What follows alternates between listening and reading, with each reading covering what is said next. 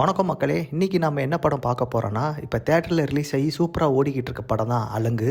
இந்த படத்தோட one line story என்னன்னா, தன் மகன் மீது அதீத அன்பு கொண்ட அப்பா ஒரு பக்கம், அதே மாதிரி தன்னிடம் வந்து சேர்ந்த நாயிடம் அதீத அன்பு செலுத்தும் ஹீரோ இன்னொரு பக்கம். இவர்கள் இருவரும் இணையும் புள்ளி அதற்கு பிறகான பரபரப்பு சம்பவங்களே இந்த கதைக்களம்.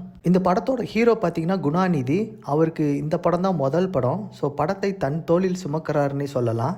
தேர்ந்த நடிப்பை கொடுத்து இந்த படத்தை அவர் நல்ல விதமாகவே கொண்டு போயிருக்காருன்னே சொல்லலாம். இந்த படத்தில் அவர்களுக்கு ஒரு 2 நண்பர்களாக ஒருத்தவங்க வருவாங்க. ஸோ அந்த படத்துக்கு அவங்களோட பொருத்தமும் சூப்பராக இருக்குது. இந்த படத்தில் ஹீரோவின் அம்மா கேரக்டர் பார்த்தீங்கன்னா கச்சிதமாக இருக்குன்னே சொல்லலாம். அவங்களுக்கு இந்த படத்தில் ஒரு சீன் இருக்கும். அந்த பார்த்தீங்கன்னா செம்ம மோட்லேயே இருக்கும் அந்த சீனு.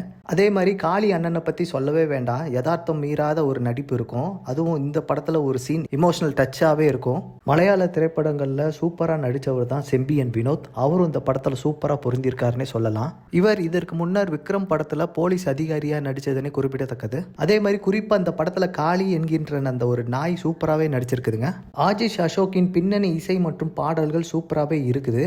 அதே மாதிரி 2ஆம் பாதியில் கதையோட பரபரப்பும் முதல் பாதியில் கதையோட்டத்தின் உயிர் கொடுக்கிறது இவரோட இசைனே சொல்லலாம். குறிப்பா அந்த காளியம்மா பாட்டு நல்லாவே வந்திருக்குதுங்க.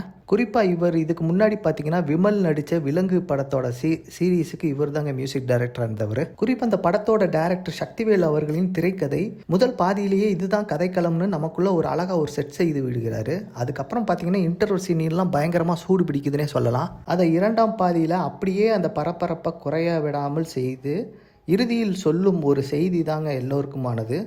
அதாவது என்ன சொல்லியிருப்பாங்கன்னா, எல்லா உசுரும் ஒன்று தான் அப்படின்னு சொல்லி இந்த படத்தை முடிச்சிருப்பாங்க. அதே மாதிரி இந்த படத்தில் வரும் வசனங்கள்லாம் சில இடங்களில் கிளாப்ஸ் கண்டிப்பாக வருங்க.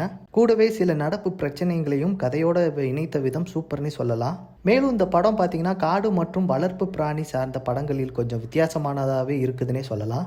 இந்த படம் பார்த்தீங்கன்னா ஒரு சின்ன பட்ஜெட் படம் தாங்க. இதில் சின்ன சின்ன தவறுகள் தெரிந்தாலும் நம்ம மனசுக்கு ஒரு நிறைவான படம்னே சொல்லலாம். இந்த ஆண்டின் ஒரு இறுதியான ஒரு நல்ல படம்னே சொல்லலாம். ஸோ இது போன்ற படங்கள் ஆதரவு கொடுத்தால் இன்னும் பல படங்கள் சின்ன பட்ஜெட் நல்ல படங்கள் வெளிவரும்னே சொல்லலாங்க. இந்த படம் இன்றைக்கி எல்லா தேட்டர்லையுமே ஓடிக்கிட்டு இருக்குங்க. ஸோ தாராளமாக திரையில் போய் பாருங்கள். படத்தை பார்த்துட்டு உங்களோட கருத்தை நம்ம கமெண்ட் செக்ஷனில் சொல்லுங்கள். மீண்டும் அடுத்த வீடியோவில் சந்திக்கிறேன். நன்றி, வணக்கம்.